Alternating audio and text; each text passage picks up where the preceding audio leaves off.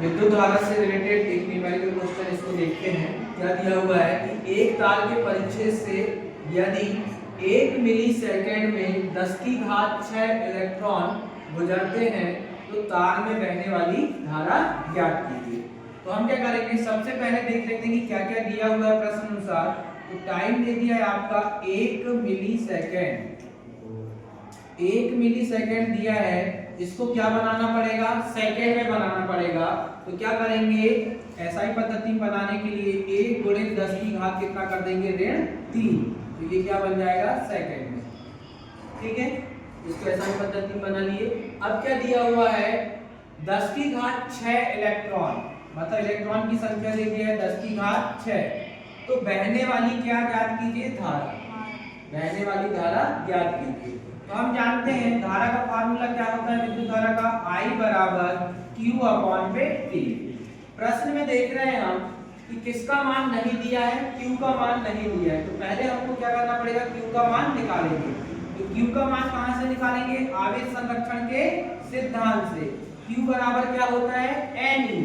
तो Q बराबर Ne होता है, N का मान दिया है 10 की घात 6, इलेक्ट्रॉन पे आवेश होता है 1.6 गुणित 10 की घात ऋण 19। तो ये कितना हो जाएगा, ऋण 19 में से 6 गया, कितना बचेगा, ऋण 13। तो 1.6 गुणित 10 की घात ऋण 13।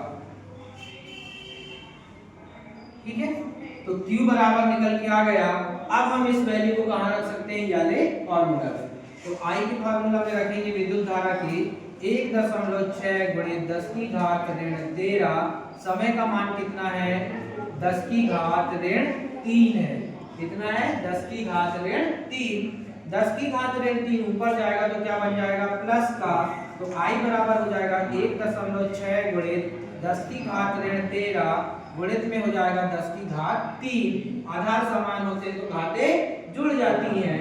ऋण 13 प्लस 3 होगा, तो ऋण 13 में से 3 जाएगा, कितना बचेगा, 10 की घात ऋण 10। तो आंसर निकल के आ जाएगा I बराबर 1.6 गुणित 10 की घात ऋण 10 एम्पियर। और यही क्या होगा आपका आंसर।